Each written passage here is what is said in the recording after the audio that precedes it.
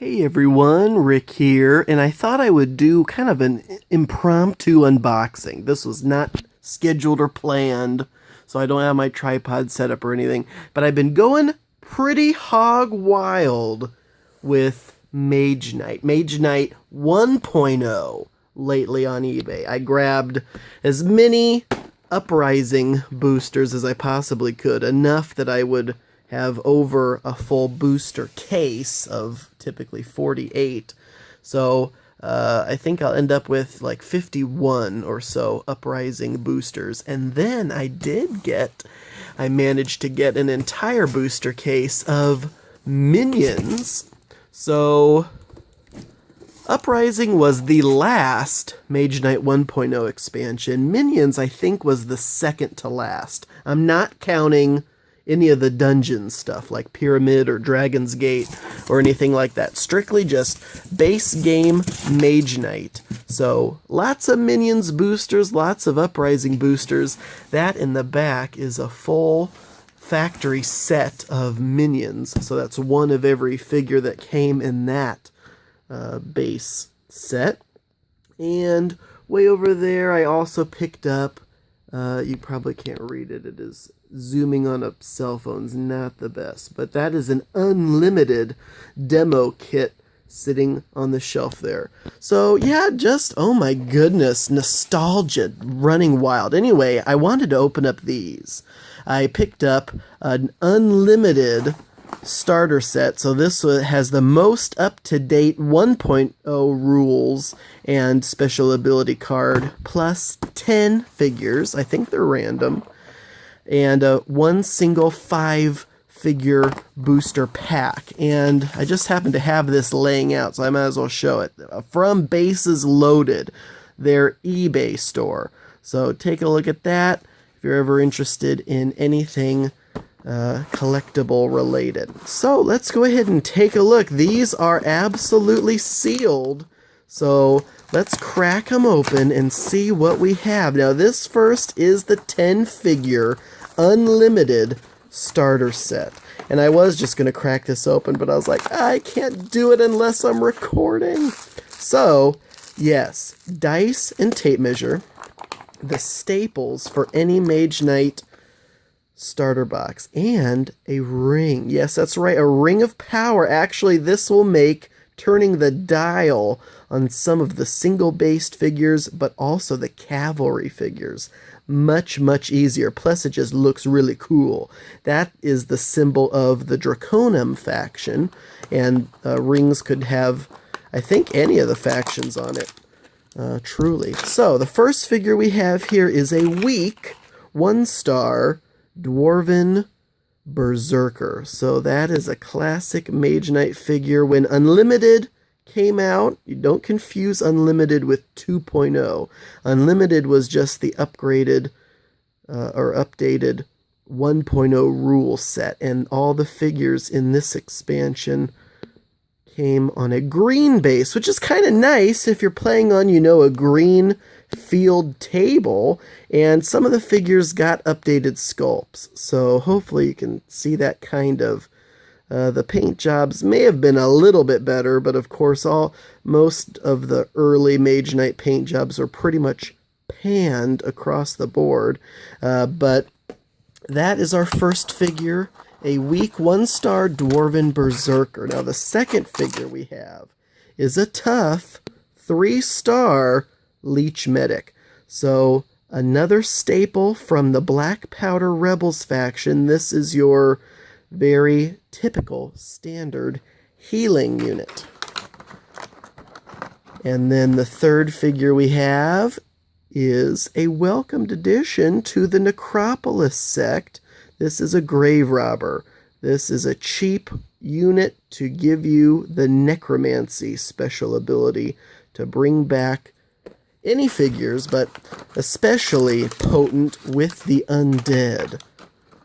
And then figure number 4 just happens to be another Dwarven Berserker. This time it is a standard 2-star Dwarven Berserker. So 1-star weak is yellow, and then 2-star standard is going to have some blue on him. As for the red 3-star tough, Leech Medic has some red on her, so that's how you could always kind of quickly tell at a glance. And then a standard 2-star Troll Brawler. So this guy is going to be a pretty good close combat melee fighter for the Elemental Guild. That is half of the starter set. We then have a tough whelp. So the Draconum, typically for a while, were just uniques, no stars. They were the rares, in other words. Then they came out with the whelps, the first non-unique Draconum figures. So that is a red 3-star tough whelp.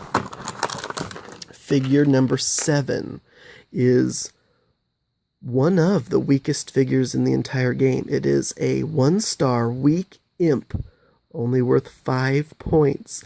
These guys are pretty good for fodder. They do have flight, so you can really move them across the board pretty easily. They are best at tying up other units. Then, figure number 8, we have a 3-star Slasher, and this is from the Orc Raiders faction. So a melee, pretty good orc figure, 3-star tough with the red accents. He has the kind of base that is good with the ring to be able to easily turn that. The rest of these guys, you simply hold the figure and turn the dial instead of going underneath the base. So that is 8. So there's 2 more in here. What are the final 2 figures? One of them is a standard Whirling Golem. So from the Atlanteans, the Atlantis faction. And last but not least, from the Necropolis sect, we have a Marsh Zombie. Tough 3-star Marsh Zombie. Characters with skeleton or zombie in the name get necromanced automatically back to full health, which is why they play nice with that necromance ability. So that is it for the figures, but what I actually really got this for was to get another of these updated special abilities cards, because the unlimited special abilities card included not only the typical square abilities you'd see on most figures, but it also includes the round abilities. Whereas if you just keep getting the original 1.0 Rebellion starters, the special ability card that comes with that does not include the circle abilities that came out in later expansions. This is a really nice, quick tutorial for learning the game right off the bat. And then here is the unlimited complete rules of play, so the updated version of the rules. Of course, with all these starters, you get a comic book, and you can enter to win $250 of WizKids products. The problem is, it has been expired for over 13 years. And that's not going to focus, and it doesn't even really matter. There we go. And of course, 10 of these white round ID stickers. So if you and your friends are playing, you don't want to get your figures confused, you can stick those on the bottom of the bases. So, quickly then, next is the unlimited booster.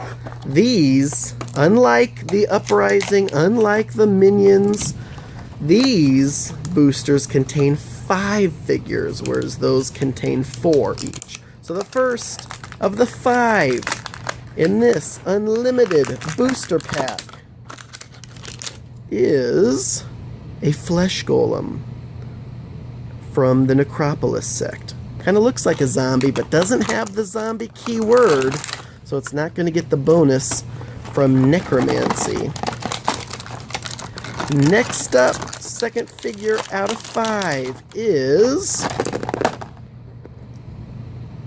a Centaur Lieutenant, a weak 1-star Centaur Lieutenant. These were always kind of nice for the elementals because they had the charge ability on a single dial, which was fairly rare.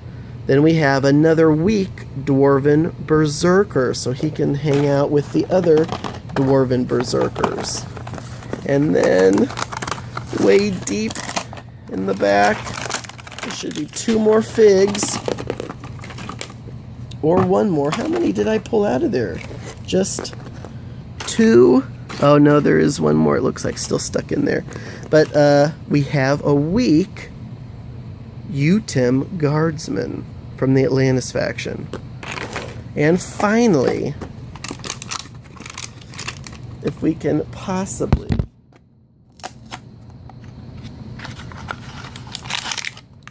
Nope, that was it. Oh no, that means there were only 4 figures in that booster. Oh well, sometimes you get cheated.